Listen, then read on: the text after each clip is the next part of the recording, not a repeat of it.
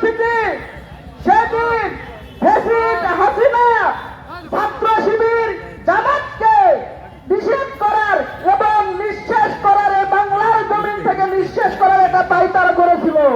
কিন্তু আজকে বাংলার জমিন সাক্ষী, বাংলার ইতিহাস সাক্ষী, বাংলার জমিনে ছাত্র শিবির আছে, জামাত আছে, কিন্তু ফ্যাসিস্ট হাসিনা এই জমিনে নাই। সম্মানিত উপস্থিতি, আজকে যারা এই 28শে অক্টোবরের যারা আসামি আছে তাদের আমরা কোনো বিচার দেখিনি বিগত সময়ে। আমরা বর্তমান সময়ের যে সরকার আছে এই সরকারের কাছে আমরা উদাত্ত আহ্বান রাখবো, তারা যেন কমিশন গঠন করে 28শে অক্টোবরের সুষ্ঠু বিচার করে।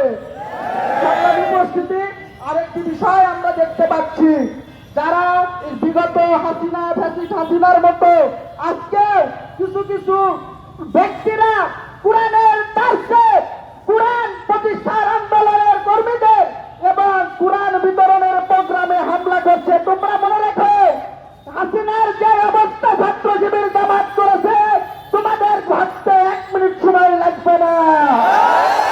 এজন্য আসুন আমরা সবাই দীপ্ত কণ্ঠে আল কোরআনকে আঁকড়ে ধরে জামাত শিবিরের সাথে থাকি, জামাত শিবিরের আন্দোলনের সাথে থাকি। বাংলাদেশ জিন্দাবাদ, বাংলাদেশ জামাত ইসলামী জিন্দাবাদ, ইসলামী ছাত্র শিবির জিন্দাবাদ, ইনকিলাব জিন্দাবাদ।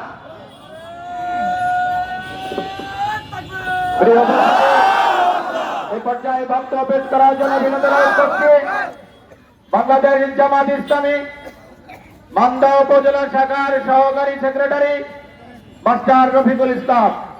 মাস্টার রফিকুল ইসলামকে তার মূল্যবান বক্তব্য অনুরোধ করছি।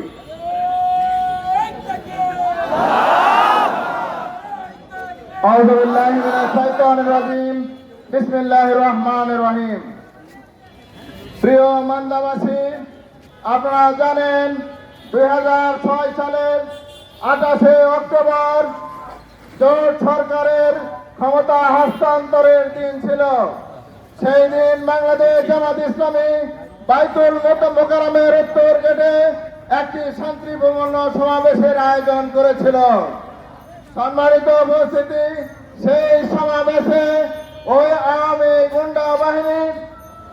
গুন্ডা বাহিনীর নেতৃত্ব দিয়েছিল খুনি হাসিনা। সেই দিন বলেছিল যে লগি বইটা নিয়ে ঢাকার রাজপথে সকলকে আসার আহ্বান জানিয়ে সেই দিন আমাদের সমাবেশের উপর হামলা চালিয়ে আমাদের শত শত ভাইদেরকে সেই দিন প্রকাশ্য দিবালোকে তাদেরকে খুন করে লাশের উপর নৃত্য করেছিল, আমরা দেখেছি। সম্মানিত ভাইরা, সম্মানিত উপস্থিতি, যদি 28শে অক্টোবরের ওই খুনিদের বিচার হতো, তাহলে 2009 সালে আবার ওই বিডিআর বিদ্রোহে আর প্রায় 58 জন সেনা কর্মকর্তাদের তারা হত্যা করেছিল, সেই খুন আর হতো না। সম্মানিত উপস্থিতি, 2009 সালে 26শে ফেব্রুয়ারি যেই দিন খুন হয়েছিল সেনা সদস্যরা, সেই সেনা সদস্যদের বিচার যদি অনুষ্ঠিত হতো, তাহলে 2013 সালে শাপলা চত্বরে আরেকটি ট্র্যাজেডি অনুষ্ঠিত হতো না। সম্মানিত উপস্থিতি, 2013 সালে শাপলা চত্বরে ওই নির্ভয় আলেমদের উপরে খুনি হাসিনার পেটুয়া বাহিনীরা রাতের অন্ধকারে কারেন্ট বন্ধ করে দিয়ে তাদের উপর অত্যাচার নির্যাতন চালিয়ে তাদের শত শত আলেমদের থেকে হত্যা করেছিল। আমরা সেই বিচার যদি হতো বাংলাদেশে, তাহলে 2024 সালে আর এই ট্র্যাজেডি অনুষ্ঠিত হতো না। সম্মানিত ভাইরা, 2024 সালে আমরা দেখেছি একটি স্লোগান ছিল উই ওয়ান্ট জাস্টিস। যদি বাংলাদেশে উই ওয়ান্ট জাস্টিস কায়েম হয়, তাহলে আর এই ধরনের ঘটনা অনুষ্ঠিত হবে না। এই জন্য আসুন আগামী দিনে বাংলাদেশের প্রতীক, জামাত ইসলামের প্রতীক, দাঁড়িপাল্লার প্রতীক, নাঈম সাহেবের প্রতীক, উই ওয়ান্ট জাস্টিস কায়েমের প্রতীক দাঁড়িপাল্লায় ভোট দিয়ে আগামী সংসদে কোরআন আইন পাস করে আমরা সকল হত্যার বিচার করবো। আহ্বান জানিয়ে সকলের সুস্বাস্থ্য মঙ্গল কামনা করে আমি আমার সংক্ষিপ্ত বক্তব্য শেষ করছি। আসসালামু আলাইকুম ওয়া রাহমাতুল্লাহ। সকলকে ধন্যবাদ। ওই উপস্থিতি এই পর্যায়ে বক্তব্য পেশ করার জন্য অনুরোধ করছি বাংলাদেশ জামাত ইসলামী বান্দা উপজেলা শাখার সহকারী সেক্রেটারি 3 নম্বর পরানপুর ইউনিয়নের সাবেক সফল চেয়ারম্যান আমাদের একান্ত প্রিয় ভাই ইলিয়াস খান ভাইকে তার বক্তব্য পেশ করার জন্য বিনোদন অনুরোধ করছি।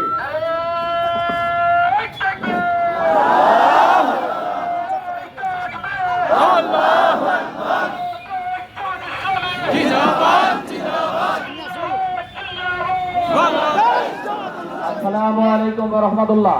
আলহামদুলিল্লাহি রাব্বিল আলামিন ওয়াসসালাতু ওয়াসসালামু আলা রাসূলিল কারীম। 28 অক্টোবর 2006 সালে যে ট্র্যাজেডি শুরু করেছিল খনি হাসিনা, তার বিচারের দাবিতে আজকে বিক্ষোভ মিছিল সমাবেশ। এই সমাবেশ বিক্ষোভ মিছিল উত্তরে সমাবেশে উপস্থিত রয়েছেন প্রাণপ্রিয় নেতা আগামী জাতীয় সংসদ নির্বাচনে বাংলাদেশ জামাত ইসলামী মনোনীত মান্দা উপজেলা সংসদ প্রার্থী জনাব খন্দকার মোহাম্মদ আব্দুর রাকিব, স্থানীয় সরকার নির্বাচনে উপজেলা চেয়ারম্যান পদপ্রার্থী জনাব মাওলানা মুস্তফা আলামিন সহ আমির থানা সেক্রেটারি থানা নেতৃবৃন্দ সহ ইসলামী ছাত্র শিবিরের নেতৃবৃন্দ সহ উপস্থিত সংগ্রামী জনতা, সবাইকে আন্তরিক সালাম, আসসালামু আলাইকুম রহমতুল্লাহ। প্রিয় উপস্থিতি, 2006 সাল 28 অক্টোবর এই দিন 4 দলীয় সরকারের ক্ষমতা হস্তান্তরের দিন ছিল।